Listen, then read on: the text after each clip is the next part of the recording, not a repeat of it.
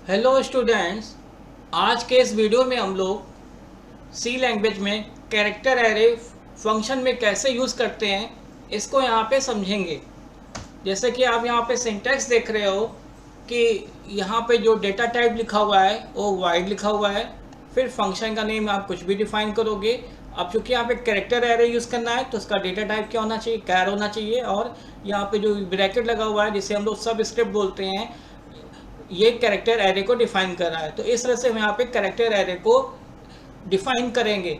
अब इसका कोडिंग कैसे करते हैं, इसके लिए हम लोग कोडिंग सेक्शन में आते हैं। इसके लिए सबसे पहले मैंने hash include studio dot h, then hash include conio dot h, then void function का नेम दे देंगे। फिर यहाँ पे एक कैरेक्टर एरे डिफाइन कर लेंगे, देन सेमीकोलन लगा देंगे। इस पार्ट को यहाँ पे क्या बोलते हैं, फॉर्मल आर्ग्यूमेंट या फॉर्मल पैरामीटर, कुछ भी बोल सकते हैं यहाँ पे।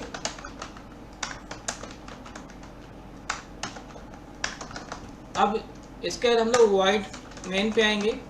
क्योंकि मैंने यहाँ पे विथ पैरामीटर यूज़ किया हुआ है तो यहाँ पे कैरेक्टर एरे ले लेते हैं जिसका कि साइज कुछ भी दे दिया मैंने, देन सेलर एससीआर लगा लेते हैं। अब इसके बाद इसमें कुछ डिस्प्ले करा लेते हैं।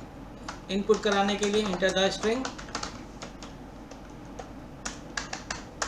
गेट्स ए लिख लिया मैंने।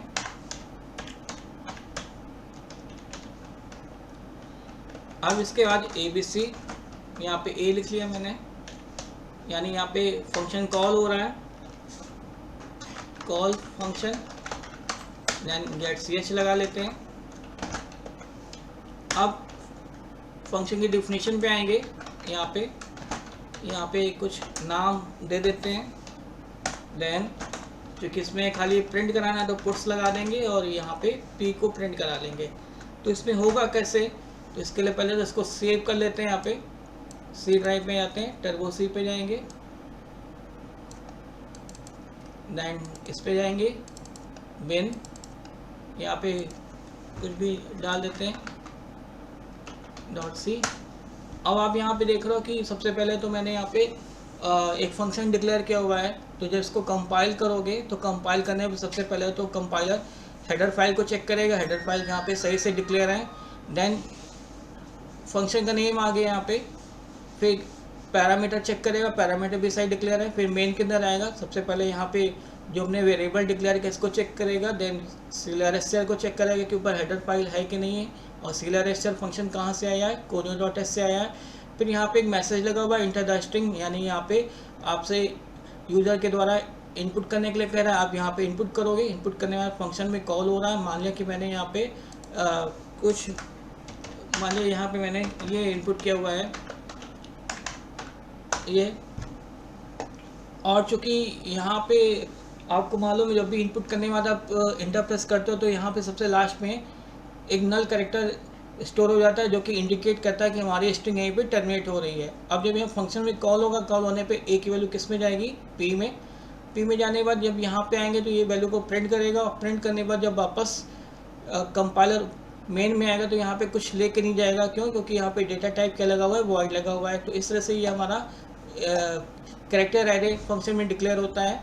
अब इसको एक बार टर्बो सी में चला के देख लेते हैं हम लोग। यहाँ पे इसके लिए टर्बो सी पे चलते हैं।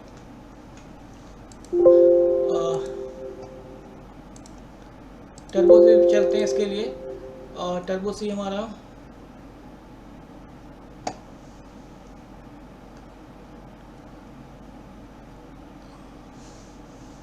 ये टर्बो सी आ गया हमारा।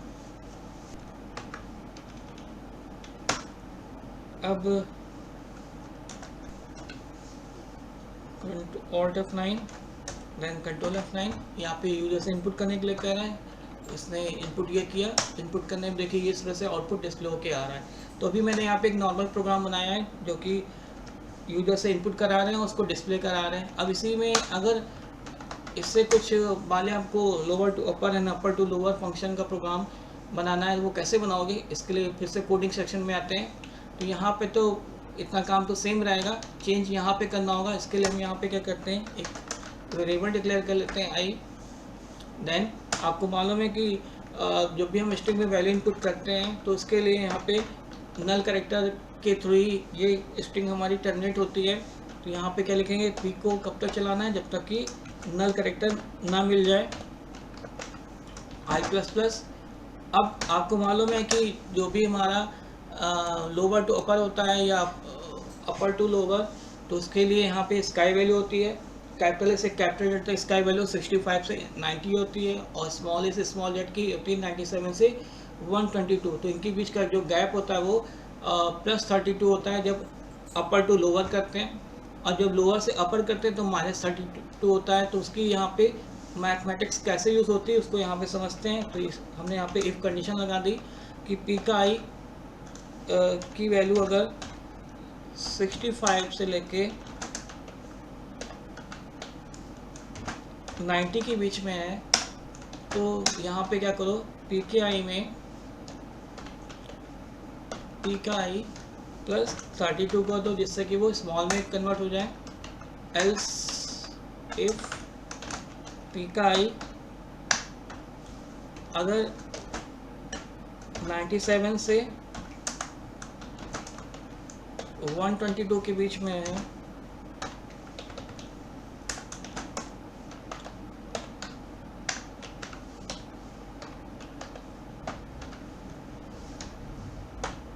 तो ये -32 हो जाएगा। अब इसके बाद इसको यहाँ पे डिस्प्ले करा लेंगे। तो इसको एक बार देख लेते हैं यहाँ पे। जैसे मान लिया कि मैंने इसमें कुछ लेटर कैपिटल में, कुछ स्मॉल में, जयपुर में जे कैपिटल है, ए स्मॉल में, आई कैपिटल में, पी स्मॉल है, यू कैपिटल में है, और आर स्मॉल में। अब जब ये जो अपने वैल्यू इनपुट की हुई ये फंक्शन में कॉल होगी, कॉल होने पे पी में जाएगी। अब पी में यहाँ पे इफ कंडीशन लगी आई = 0, पी का आई कब तक चलो, जब तक कि नल कैरेक्टर ना मिल जाए। तो अभी कंडीशन ट्रू है क्योंकि यहाँ पे जे है हमारा। तो पी का आई >65 एंड पी का आई <90। तो चूँकि कैपिटल जे है तो कैपिटल इसमें आ रहा है, तो यहाँ पे +32 हो जाएगा। तो +32 होने पे ये स्मॉल जे में कन्वर्ट हो जाएगा। फिर से i++ होगा, i++ होने पे हम इस पोजीशन पे आ जाएंगे। तो यहाँ पे चेक करेंगे नल कैरेक्टर तो नहीं है, तो फिर ये कंडीशन ट्रू है। ट्रू होने पे इसमें चेक करेगा कि इसकी रेंज में है, नहीं है, तो ये इसमें चेक करेगा एल्स इफ में ये इस रेंज में है। तो यहाँ पे क्या हो जाएगा, -32 होने पे ये इस पोजीशन में कैपिटल ए में आ जाएगा। फिर से i++ होगा, i++ होने पे हम इस पोजीशन में आ जाएंगे, यानी कि आई पोजीशन पे ये चेक करेंगे नल कैरेक्टर तो नहीं है, कंडीशन अभी भी ट्रू है। फिर इसमें चेक करें कि इस रेंज में तो नहीं है, इस रेंज में है, तो यहाँ पे +32 हो जाएगा। +32 होने पे ये कैपिटल आई स्मॉल आई में कन्वर्ट हो जाएगा। फिर से i++ होगा, i++ होने पे हम लोग इस पोजीशन पे आ जाएंगे, यानी पी पे। फिर चेक करें नल कैरेक्टर तो नहीं है, तो फिर इसमें चेक करें ये कंडीशन ट्रू है कि नहीं ट्रू है। ये नहीं ट्रू है तो इस पर आ जाएंगे, ये इस रेंज में आ रहा है, तो यहाँ पे ये कैपिटल पी में हो जाएगा। फिर से i++ होगा, i++ होने पे हम इस पोजीशन पे आ जाएंगे कैपिटल यू पे। कैपिटल यू पे आने पे इसमें कंडीशन को चेक करेंगे, कंडीशन ट्रू है क्योंकि यहाँ पे नल कैरेक्टर अभी नहीं है। फिर इसमें चेक करेंगे कंडीशन ट्रू है, ये भी ट्रू है, तो ये इसको स्मॉल यू में कर देगा। फिर से i++ होगा, i++ होने पे इस पोजीशन पे आ जाएंगे, यानी आर पे। फिर इसमें चेक करेंगे नल कैरेक्टर तो नहीं है, यानी कंडीशन ट्रू है। फिर इसमें चेक करेंगे इस रेंज में तो नहीं है। फिर इसमें चेक करेंगे इस रेंज में, हाँ इस रेंज में है, तो ये क्या करेगा, इसको कैपिटल आर में कन्वर्ट कर देगा। अब फिर से i++ होगा, i++ होने पे हम किस पोजीशन पे आ जाएंगे, इस पोजीशन पे आ जाएंगे, यानी कि नल कैरेक्टर पोजीशन पे। अब यहाँ पे कंडीशन क्या हो जाएगी, फॉल्स होने पे जब प्रिंट करेगा तो प्रिंट करने पे ये कुछ इस तरह से आ जाएगा, ये J capital A I capital P small you capital R, कुछ इस तरह से आ जाएगा। और जब ये ऊपर जाएगा तो यहाँ पे कुछ लेके नहीं जाएगा, तो इस तरह से ये प्रोग्राम एग्जीक्यूट होगा। अब इसको टर्बो सी में कैसे चलाते हैं, उसके लिए हम लोग टर्बो सी पे चलते हैं। यहाँ पे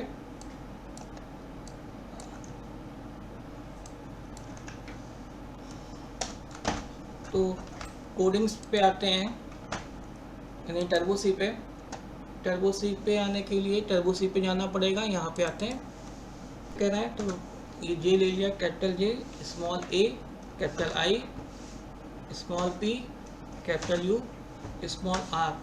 तो देखिए यहाँ पे कुछ इस तरह से हमारा आउटपुट डिस्प्ले होके आ जाएगा। तो होपफुली आपको कैरेक्टर ऐरे फंक्शन में कैसे यूज़ करते हैं ये आपको समझ में आ गया होगा। तो मेरे वीडियो को आप लाइक करना, सब्सक्राइब करना, साथ ही साथ शेयर करना ना भूलें। Thank you.